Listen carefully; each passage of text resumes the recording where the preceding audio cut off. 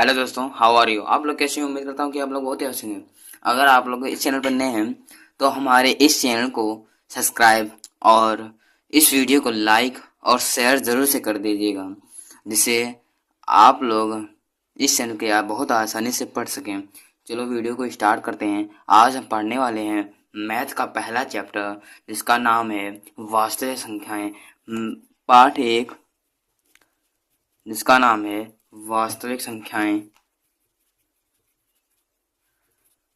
वास्तविक संख्याएं।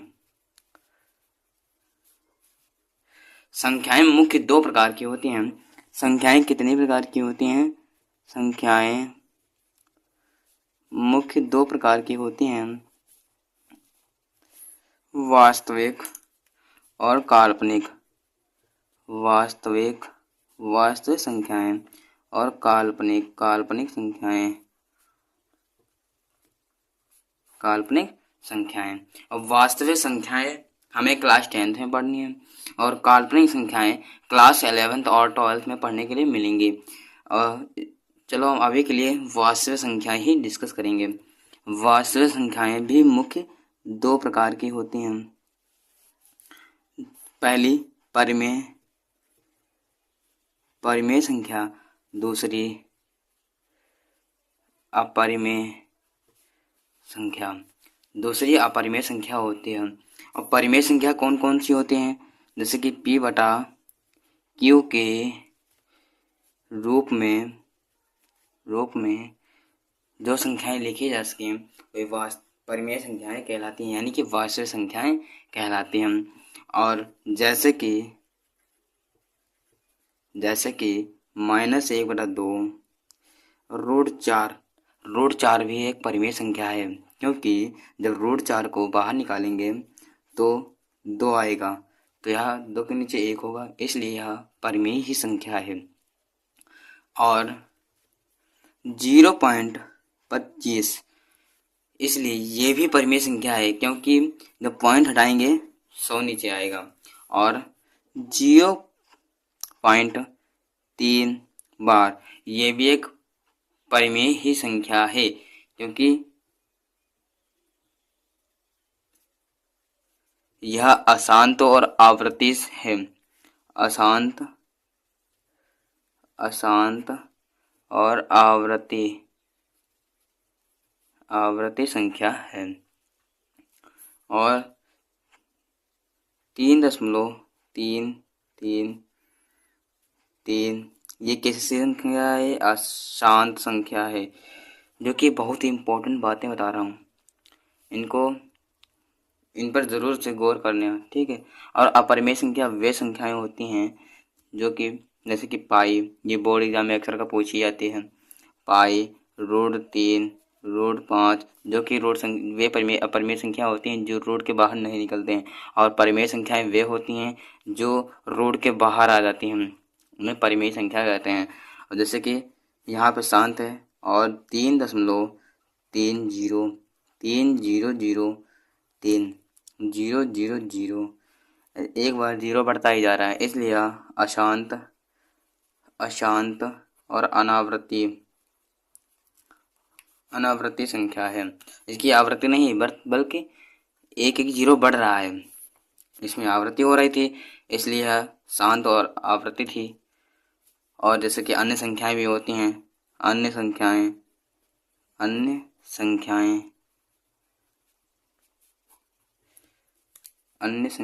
भी होती हैं। नंबर 1, प्राकृतिक संख्या जो कि 1 से प्रारंभ होती है, अनंत तक जाती है, इनफाइनाइट। और नंबर 2,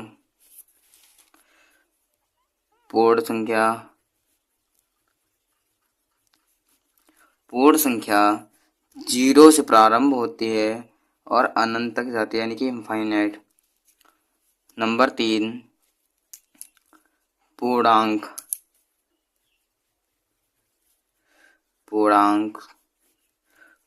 वह होता है जो 0 के दाईं ओर माइनस और बाईं ओर प्लस की संख्याएं चलती हैं, अनंत तक जाती हैं, उन्हें पूर्णांक कहा जाता है। नंबर 4 सम संख्या। सम संख्याएं वे होती हैं जो 2 से विभाजित हो जाती हैं, जैसे 2, 4, 6, 8, 10, 12 ऐसे इनफाइनाइट तक जाती हैं। नंबर 5 विषम संख्या। कैसी संख्या? विषम संख्या। विषम संख्या जैसे कि 1, 3, 5, 7 ऐसे इनफाइनाइट तक जाती हैं। नंबर 6 सम संख्या। सम तो पढ़ चुके हैं। भाज्य संख्या।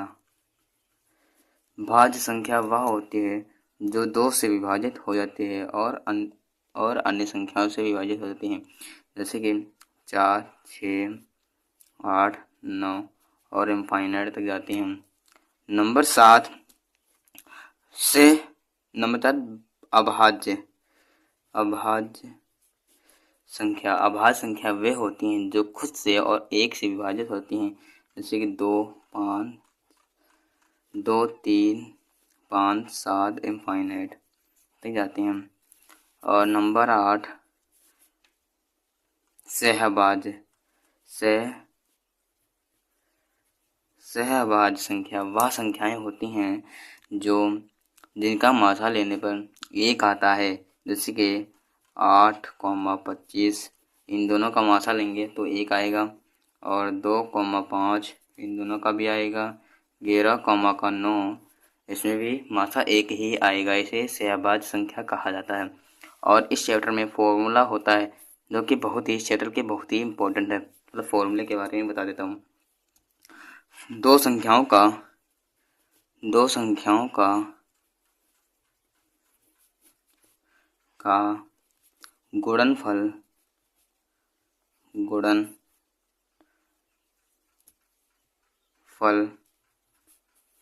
बराबर फॉर्मूला होता है HCF गुणे LCM। और ऐसे भी लिख सकते हैं A गुणे B, यानी कि पहली संख्या गुणे दूसरी संख्या बराबर HCF गुणे LCM। ये मेन फॉर्मूला होता है। इससे कई सारे फॉर्मूला बना सकते हैं, लेकिन यही फॉर्मूला ध्यान रखना हमेशा, ठीक है। चलो आइए एक्सरसाइज शुरुआत करते हैं। निम्नलिखित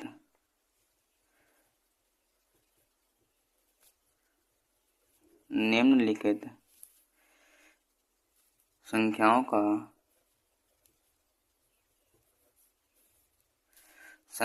का को अभाज्य गुणनखंडों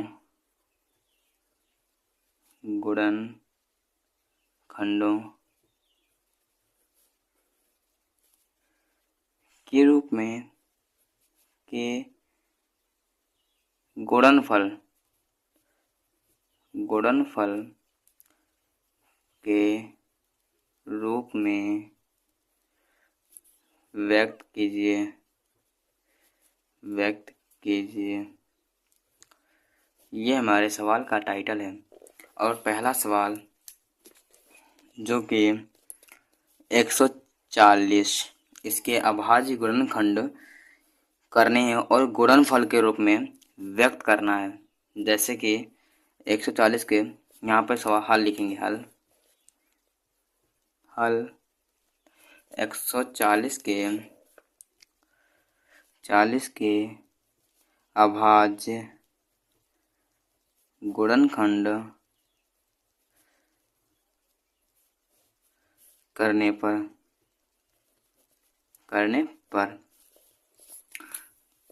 140 पहले हमेशा छोटे संख्या से ही काटते हैं।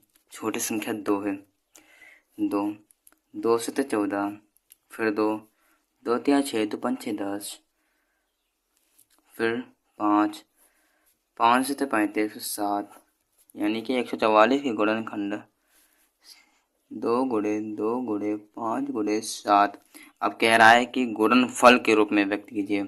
गुणनफल 2 की पावर 2 गुणे 5 की पावर 1 गुणे 7 की पावर 1। ये गुणनखंड है, ये गुणनफल है। और चलो दूसरा सवाल देखते हैं। दूसरा सवाल 156 है। 156 के अब वही टाइटल लिखेंगे। 156 के अभाज्य गुणनखंड करने पर ऐसे ही लिखेंगे, बिल्कुल सेम। 156 हल लिखेंगे, हल। फिर लिखेंगे 156 के अभाज्य गुणनखंड करने पर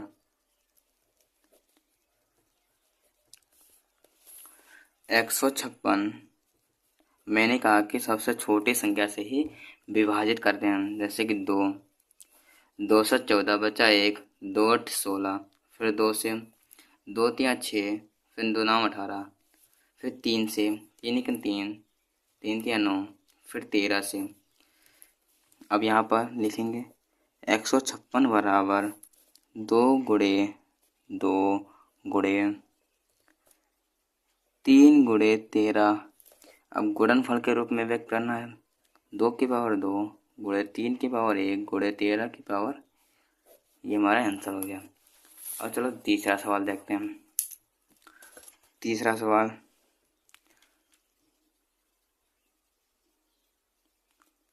38 25। अब ऐसे बिल्कुल सेम वही लिखेंगे, हल। 138 25 के अभाज्य गुणनखंड करने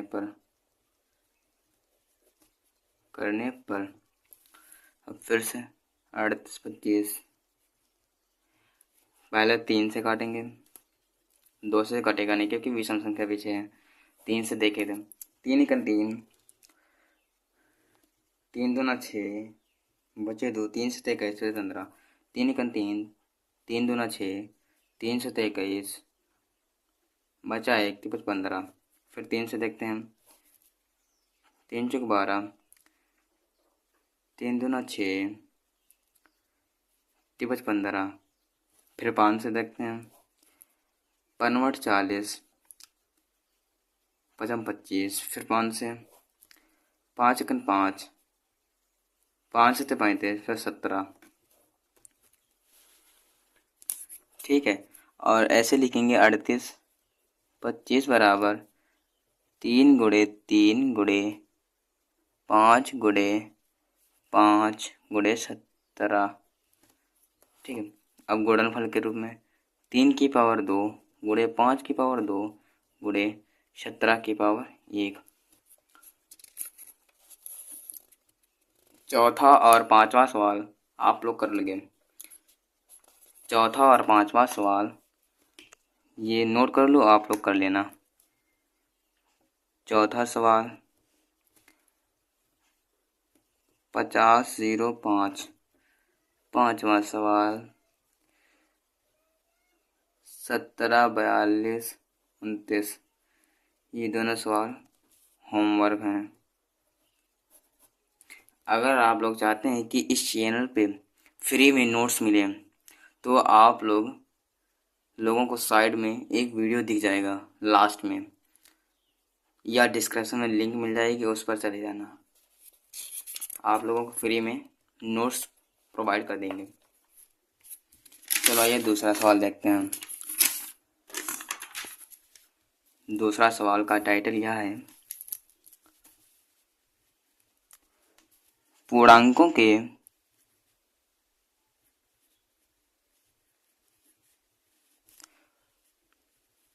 निम्नलिखित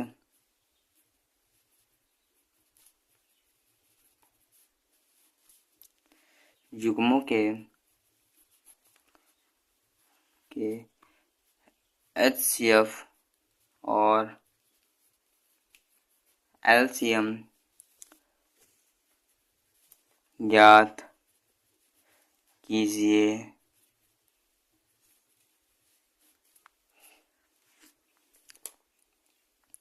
तथा जांच कीजिए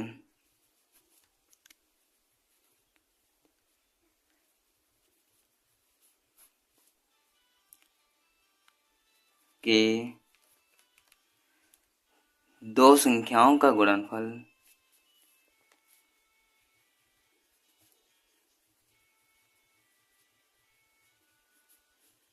संख्याओं का गुणनफल बराबर एचसीएफ गुणे एलसीएम है। ये हमें जांच करना है। पहला सवाल 26 और 91, वही सवाल 26 और 91 के आवाज गुणनखंड करेंगे पहले, फिर जांच कर देंगे फॉर्मूला से वही वाले। चलो देखते हैं। लिखें 26 व 91 के अभाज्य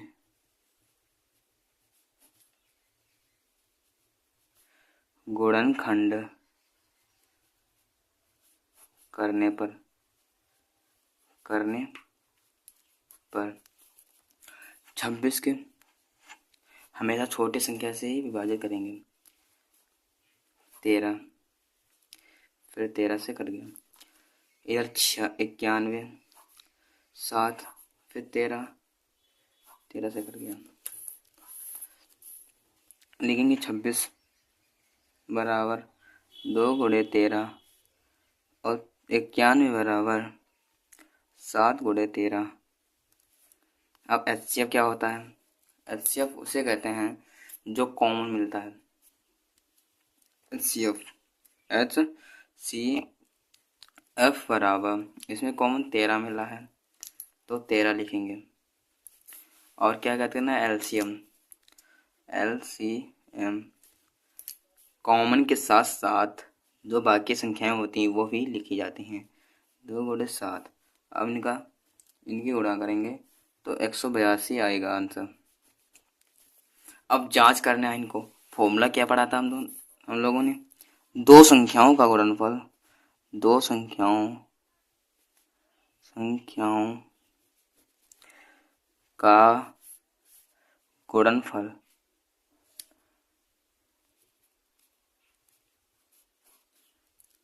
बराबर एचसीएफ गुणे एलसीएम, यानी कि पहली संख्या गुणे दूसरी संख्या बराबर एचसीएफ गुणे एलसीएम। पहली संख्या क्या है? पहली संख्या 96 है और दूसरी संख्या 91 है। 26, पहली संख्या क्या है? 26 है और दूसरी संख्या क्या है? 91। और एचसीएफ कितना आया है? एचसीएफ 13 आया है। 13 गुणे और 182 एलसीएम आया है तो 182 लिखेंगे, या यहीं से काट दें या फिर आगे हल करेंगे। गुणा करने में ज़्यादा टाइम लगेगा इसलिए यहाँ से काट देते हैं, तब भी आंसर सही आएगा। अगर 1 बराबर 1 आ जाता है तो आंसर सही माना जाता है। 13 3 13 से 91, 7 से कट गया, फिर इधर 7 से 7 कम 7 7 14 बचे 4, 7 छंग 42, 26 से 26 कैंसिल हो गया, यानी कि 1 बराबर 1 आ गया, यानी कि दोनों ओर बराबर संख्या है। और दूसरा सवाल 510 और 92, 510 और 92 वही लिखेंगे। 510 और 92 के अभाज्य गुणनखंड करने पर 510 और 92 के अभाज्य गुणनखंड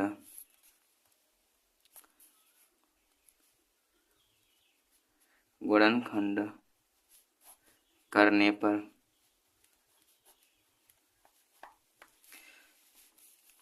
510 लिखा, हमेशा दो छोटी संख्या से काटेंगे।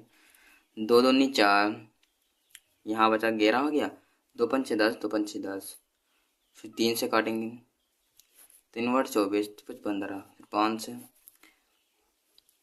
5 एकन 5, 7 7 मतलब 35, ठीक है। फिर 17 से कट गया और इधर 92, 92 के करने पर 2 चक्कू 8, 2 छंग 12, 2 दूनी 4, 2 तिया 6, 23 हो गया, ठीक है।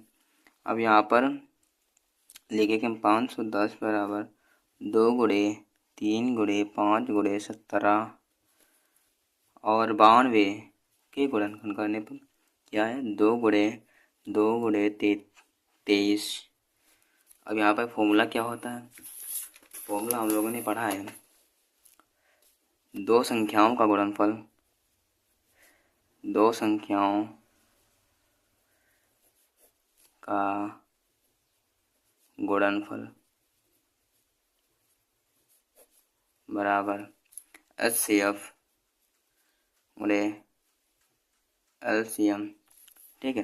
यानी कि ये पहली संख्या गुणे दूसरी संख्या बराबर HCF गुणे LCM।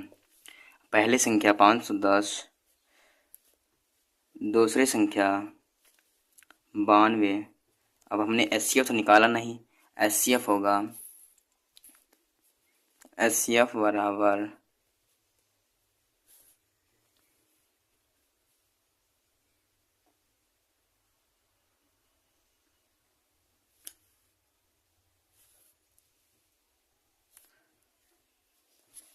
HCF बराबर होगा 2, क्योंकि इसमें 2 कॉमन मिल रहा है। और LCM बराबर होगा, LCM बराबर कॉमन लिखेंगे पहले, फिर जो बाकी संख्याएं होती हैं वो भी लिख लेते हैं। 3 गुणे 5 गुणे 17 गुणे 2 गुणे 23 बराबर कितना होगा, 23 46 0, ठीक है। एलसीएम हो गया। अब एचसीएफ कितना, 2 गुणे 23 46। अब 2 से काट देंगे, 2 से काटा 46 आया,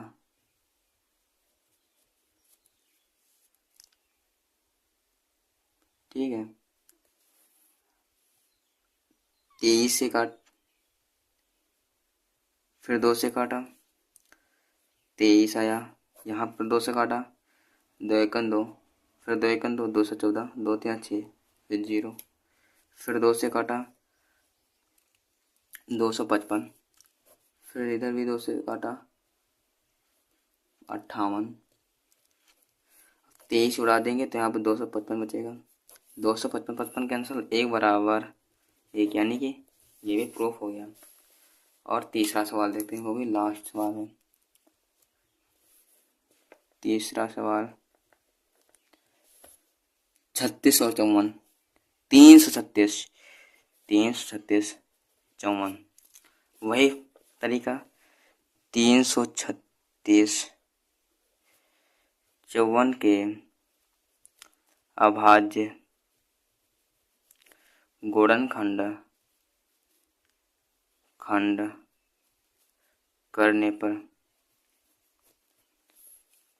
336, 2 से 2 एकन 2, 2 छंग 12, 2 8 16, फिर 2 से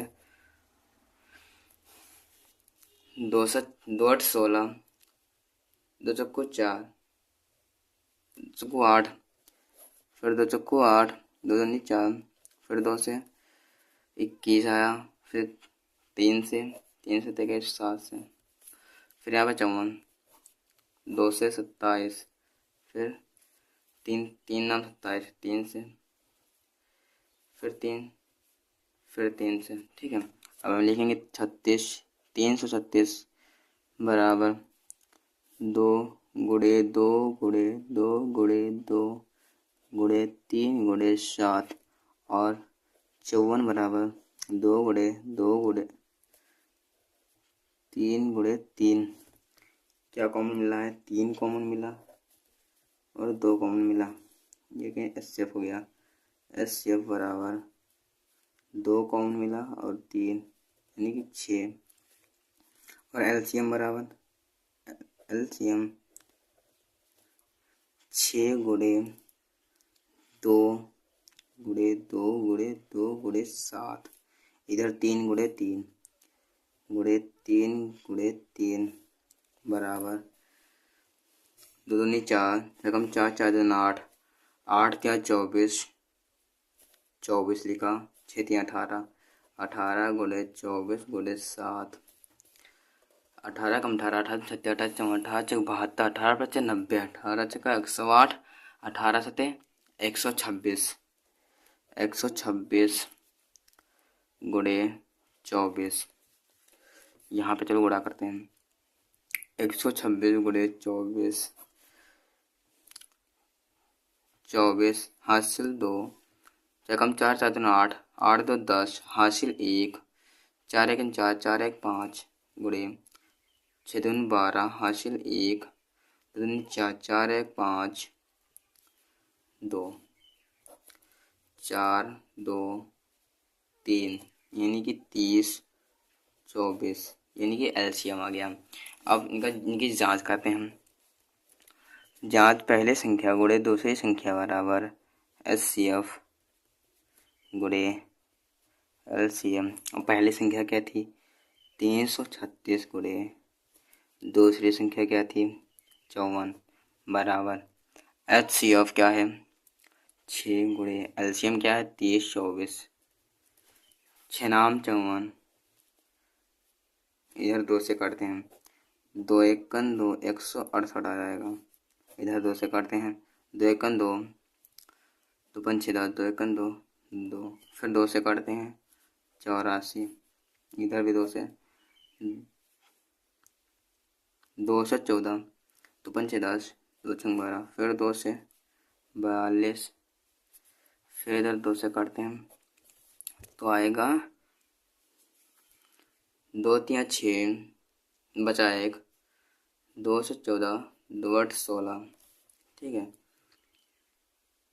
फिर काटते हैं 2 से, 21 आया इधर, इधर 2 एकन 2 बचा 1, 2 8 16, फिर बचा 1, 9 18, फिर 9 से काटते हैं, 9 एकन 9, 9 2 18, 9 एकन 9, 21 से 21 कैंसर यानी कि 1 बराबर 1 आ गया आंसर। That's solve. अभाज्य गुणनखंड विधि द्वारा निम्नलिखित पूर्णांकों के एचसीएफ और एलसीएम ज्ञात कीजिए, अर्थात मासा और लासा ज्ञात कीजिए। पहला सवाल ये है, चलो देखते हैं पहला सवाल। लिखते हैं 12 15 और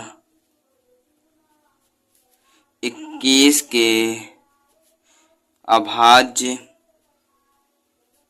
गुणनखंड करने पर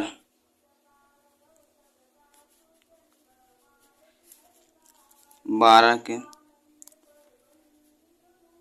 2 गुणे 2 गुणे 3, 15 के 2 गुणे 3 गुणे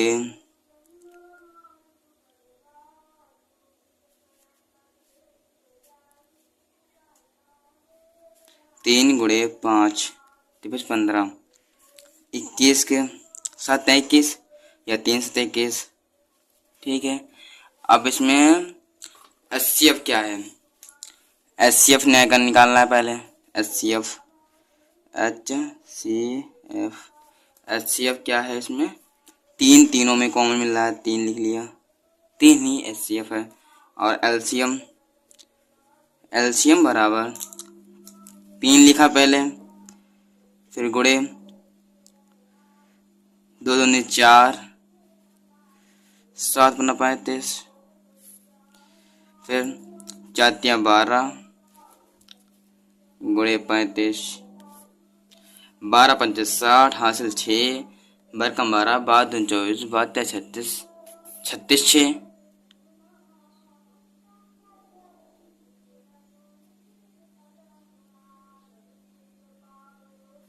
बयालीस। ये आपका आंसर हो गया, यानी कि एलसीएम हो गया। बस यही निकालना था दोनों में। अब चलो दूसरा सवाल देखते हैं। दूसरा सवाल 17 23 29, वही लिखेंगे हल। 17 23 29 के अभाज्य गुणनखंड करने पर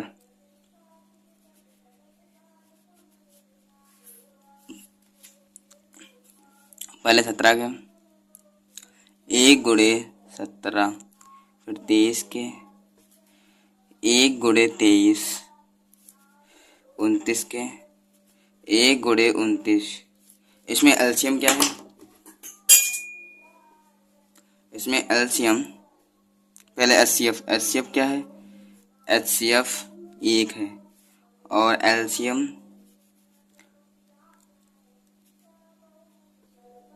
एलसीएम 1 गुणे 17 गुणे 23 गुणे 29 यानी कि 11 33 9, ये आपका आंसर है। अब चलो दूसरा सवाल देखते हैं। यह एचसीएफ और एचसीएफ जी 306 657 पहली संख्या और दूसरी संख्या है, जिनका एचसीएफ 9 है और एलसीएम ज्ञात करना है। ठीक है, अब एचसीएफ 9 है तो फॉर्मूला पढ़ा है हमने, पहली संख्या गुणे दूसरी संख्या बराबर एचसीएफ गुणे एलसीएम। अब पहली संख्या 306 है, 306 लिखा, गुणे 657 दूसरी संख्या है बराबर 9 दिया गया है। एचसीएफ ज्ञात करना है एलसीएम। अब यहाँ से काट देंगे।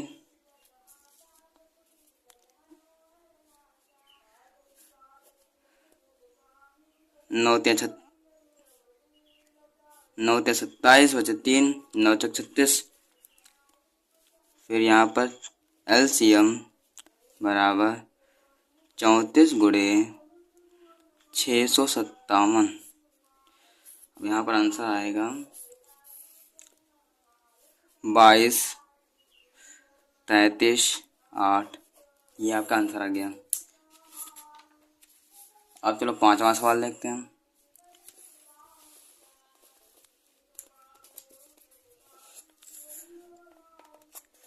जांच कीजिए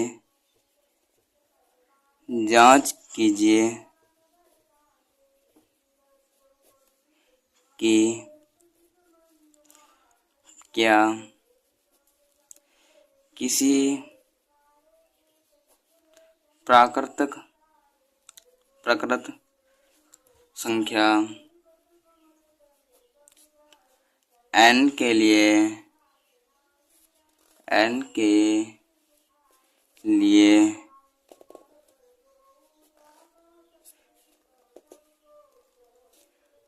संख्या 6n अंक 0 पर समाप्त हो सकती है।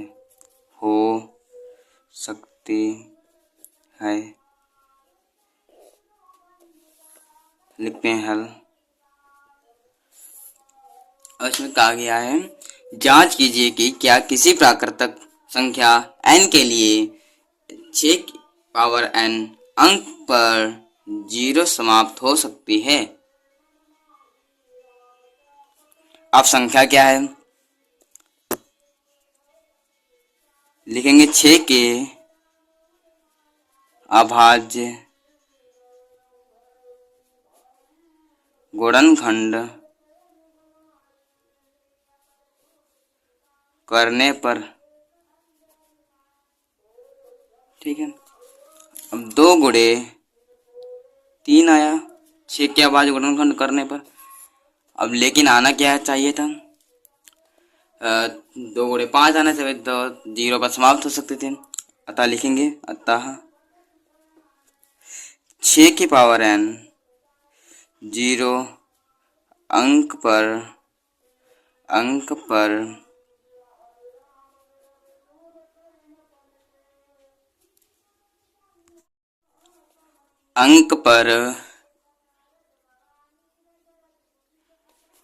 समाप्त होने के लिए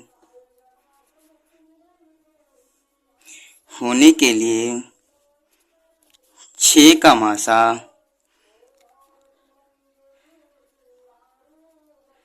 6 के अभाज्य गुणनखंड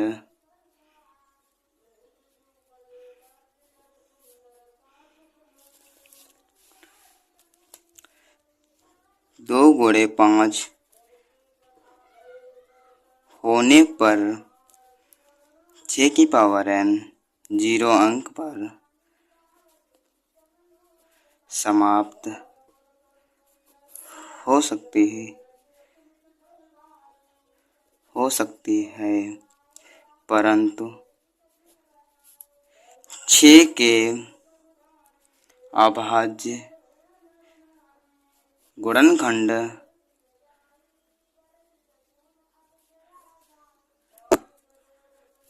2 गुणे 3 आया है, इसीलिए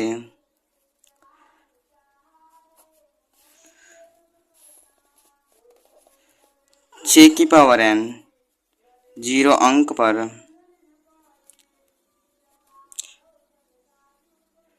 समाप्त नहीं हो सकती।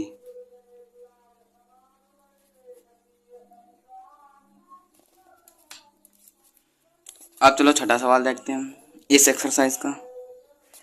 व्याख्या कीजिए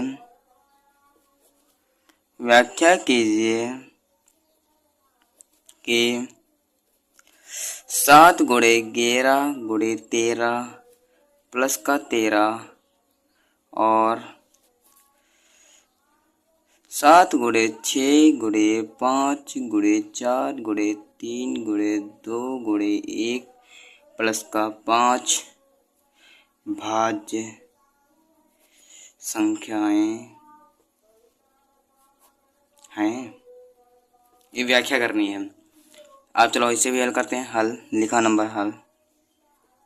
पहला सवाल लिखते हैं फिर और वाला लिखेंगे। 7 गुणे 11 गुणे 13 प्लस 13, इसमें 13 कौन मिल रहा है तो 13 को कौन लिया कॉमन।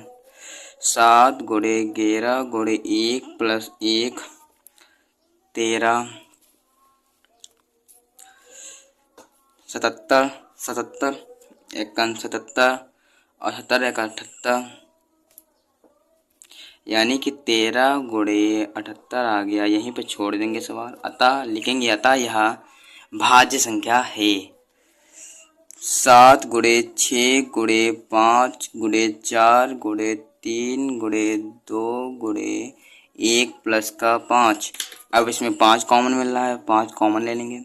7 गुणे 6 गुणे 1 गुणे 4 गुणे 3 गुणे 2 गुणे 1 प्लस 1 5 7 छंग 42 42 एकन 42 गुणे 4 12 12 दूनी 24 24 एकन 24 और प्लस का 1 5 42 और 24 गुणा करो तो 15 और 48 आता है। 15 48 प्लस 1 15 5 गुणे 15 और 49, यानी कि लिखेंगे अतः यह भी भाज्य संख्याएं हैं। ठीक है।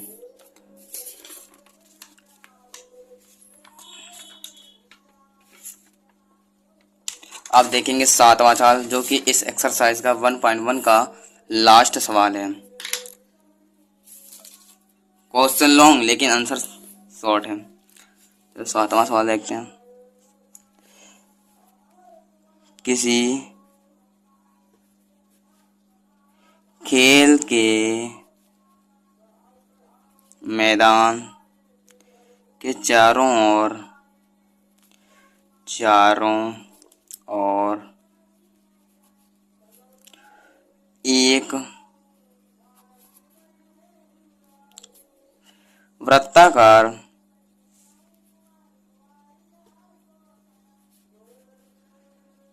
पथ है। इस मैदान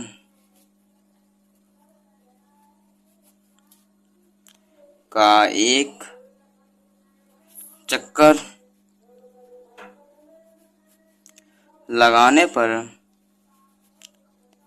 लगाने में सोनिया को 18 मिनट लगते हैं, जबकि इसी मैदान का एक चक्कर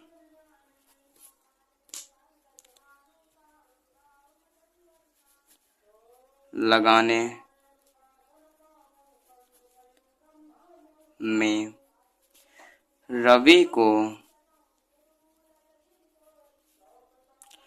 12 मिनट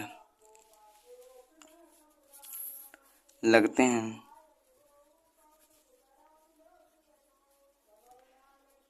मान लीजिए कि वे दोनों एक ही स्थान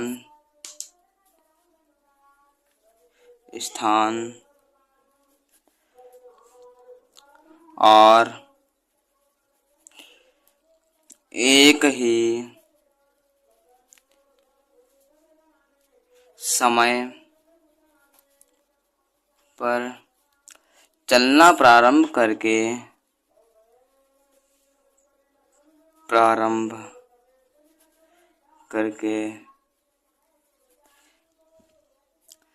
एक ही दिशा चलते हैं,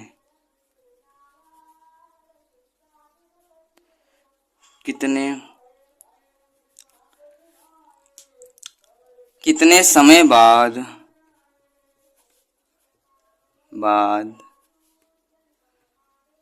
वे पुनः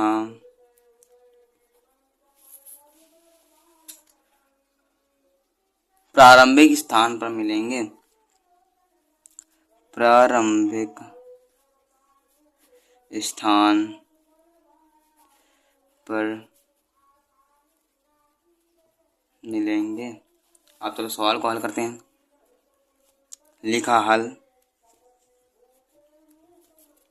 मैंने कहा था कि क्वेश्चन लॉन्ग और लेकिन आंसर शॉर्ट है बहुत ही।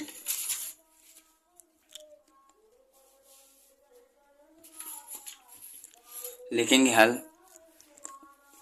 इसमें कहा गया है कि एक सोनिया और एक रवि को एक ही मैदान है और एक ही स्थान से चक्कर लगाते हैं, तब सोनिया को 18 मिनट लगते हैं और रवि को 12 मिनट लगते हैं।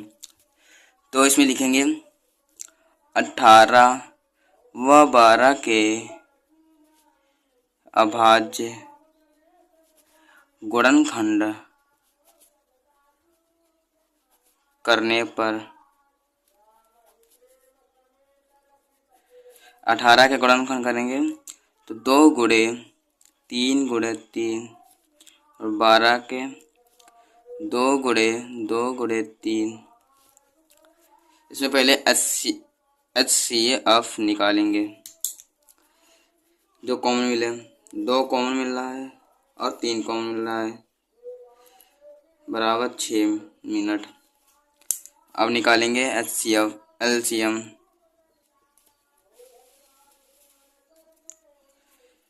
6 गुणे 2 गुणे 3 यानी कि 36, यानी कि टोटल 36 मिनट लगे। लिखते हैं हल। यहाँ पर क्या सवाल दिया गया है, सिद्ध कीजिए कि √5 एक अपरिमेय संख्या है। जब भी ऐसा सवाल आए, ऐसा सवाल हमेशा बोर्ड में 2 या फिर 4 नंबर में हमेशा पूछा ही जाता है, 100% गारंटी। ठीक है, सिद्ध कीजिए कि √5 एक अपरिमेय संख्या है। जब भी अपरिमेय संख्या पूछी सिद्ध करना हो तो मान लेते हैं उसके विपरीत, यानी कि परिमेय संख्या है। माना √5 एक परिमेय संख्या है। अब परिमेय संख्या क्या होती है? परिमेय संख्या P/Q के रूप में होती है। लिखेंगे √5 बराबर P/Q। जब माना हमने परिमेय संख्या है तो √5 एक P/Q के रूप में लिखी जा सकती है। ठीक है, ब्रैकेट में लिखेंगे जहां पर P व Q एक पूर्णांक हैं और Q = ≠0। ठीक है, यानी Q बराबर 0 नहीं हो सकता। अब लिखेंगे दोनों ओर वर्ग करने पर, दोनों ओर वर्ग करने पर √5 का होल स्क्वायर P/Q का होल स्क्वायर, यहाँ पर 25F 5। जब भी √5 और गुणे √5 की गुणा होगी तब हमेशा 5 निकल के आएगा, और P²/Q²। ठीक है, Q² को इधर ले गए, Q² बराबर P²/5। अब इससे समीकरण नंबर 1 मानेंगे। अब यहाँ पर लिखेंगे चूँकि P² 5 से विभाजित है तो इसलिए P भी 5 से विभाजित होगा। अब फिर से ये मानते हैं, माना P² बराबर 5R। ठीक है, मान लिया। अब ये समीकरण 1 में रख देते हैं। समीकरण क्या है? Q² P²/5। अब P² की जगह 5R रख देंगे। Q² बराबर 5R का होल स्क्वायर बटे में 5। Q² 25R² बटे में 5। 5 से काटते 5 बचा। Q² 5R²। अब R² बराबर Q² बटे में 5। 5 इधर आ जाएगा, बटे में 5। वही सेम चीज़ लिखेंगे कि जो कि Q² 5 से विभाजित है।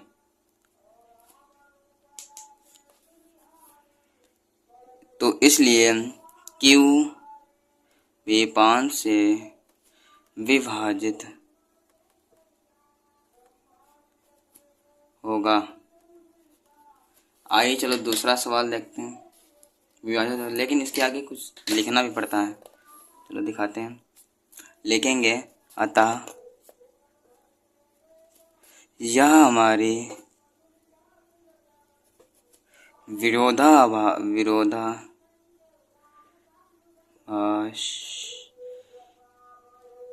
उत्पन्न होने पर हुआ है। अतः हमारी गलत कल्पना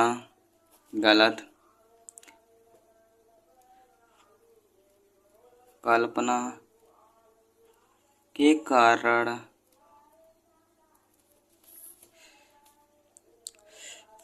हुआ।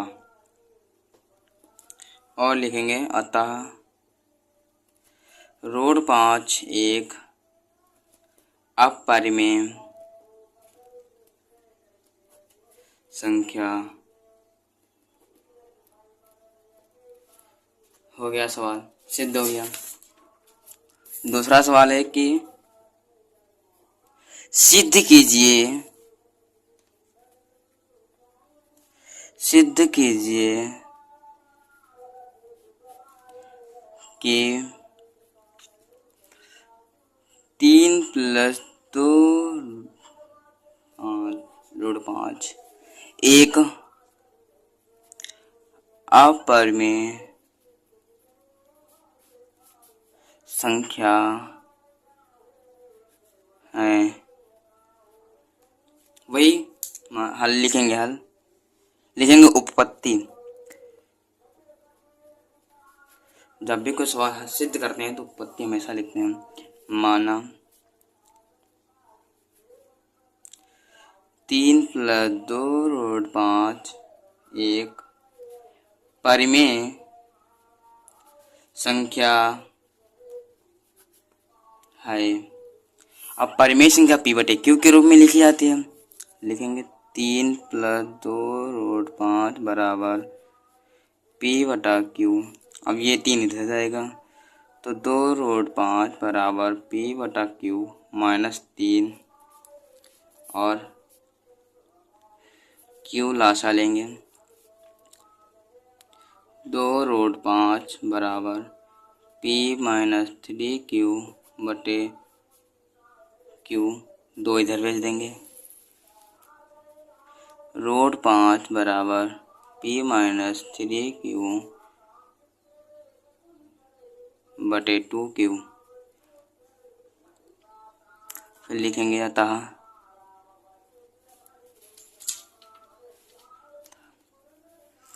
p-3q/2q एक परिमेय संख्या है। फिर रूट 5 भी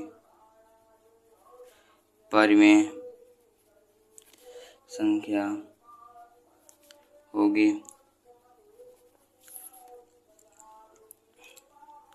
यह लिखेंगे, यह हमारी गलत कल्पना के कारण हुआ है। फिर लिखेंगे अतः 3+2 रूट 5 एक अपरिमेय संख्या है। अब चलो तीसरा सवाल देखते हैं जो कि एक्सरसाइज का लास्ट सवाल है। सिद्ध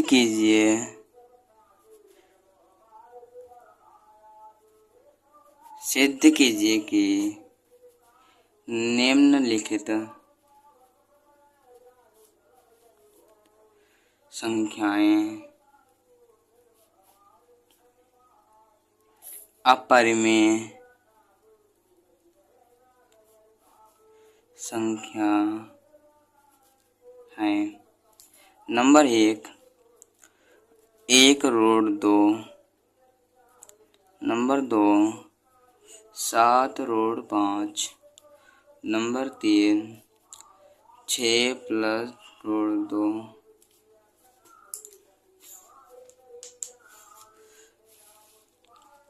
ये वाला सवाल और ये वाला सवाल आप लोगों को मैं होमवर्क दे रहा हूँ। ये दोनों सवाल आप लोग कर लोगे। एक इस तरीके से अभी करके आओ दूसरा सवाल, और इस तरीके से पहला सवाल था, और ये वाला सवाल मैं करके दिखा रहा हूँ अभी। ठीक है, चलो स्टार्ट करते। नंबर दूसरा सवाल 7√5 माना 7√5 एक परिमेय संख्या है। अब परिमेय संख्या p/q के रूप में होती है। लिखेंगे p/q, जहाँ पर p और q पूर्णांक हैं और k इक्वल टू नॉट 0। ठीक है, अब लिखेंगे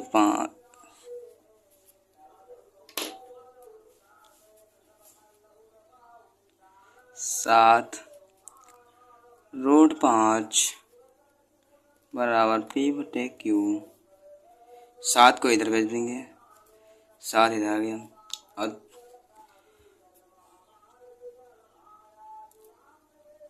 फिर गुणा कर देंगे दोनों ओर, वर्ग कर देंगे, मतलब वर्ग करने पर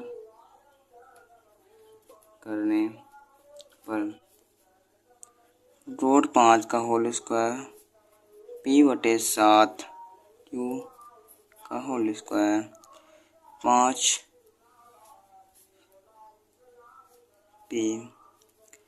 p का स्क्वायर बटे 7 q का स्क्वायर। 7 को उधर भेज देते हैं, 7 बना 35 बराबर p स्क्वायर बटे q स्क्वायर। q को इधर भेज देते हैं, q स्क्वायर बटे p बराबर p स्क्वायर बटे 35। वही लिख देंगे कि चूँकि p स्क्वायर 35 से विभाजित होगा, तो इसलिए p 35 से विभाजित होगा। अब फिर माना समीकरण नंबर 1, ठीक है, माना p स्क्वायर बराबर 35 r। ये समीकरण 1 में रखते हैं, q स्क्वायर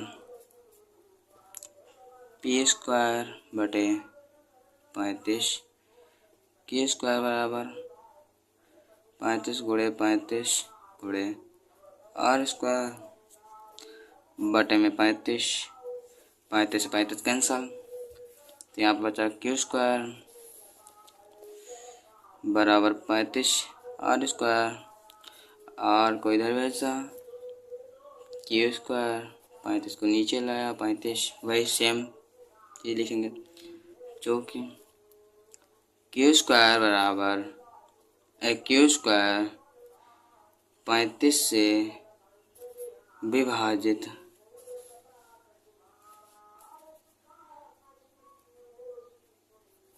है, तो इसलिए q भी 35 से विभाजित होगा। ये भी एक्सरसाइज समाप्त हुई, और जो 2 सवाल होमवर्क दिए वो आप लोग कर लेना, बिल्कुल सेम लगेंगे।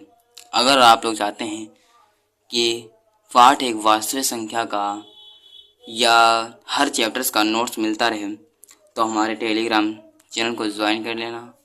और यहाँ पे एक लास्ट में कॉर्नर पे वीडियो दिख जाएगा, उसमें लिखा होगा कि फ्री में नोट्स कैसे लें, वह वीडियो ज़रूर देखना, जो कि आपके बहुत ही काम आएगा। और अगर आप लोगों ने पाठ प्रश्नावली 1.1 का वीडियो नहीं देखा है तो भी वो भी कॉर्नर पे मिल जाएगा। और अगर आप लोग नए हैं तो इस चैनल को सब्सक्राइब जरूर कर लेना, जो कि आपके बहुत ही काम आएगा। चलो वीडियो को समाप्त करते हैं। जय हिंद।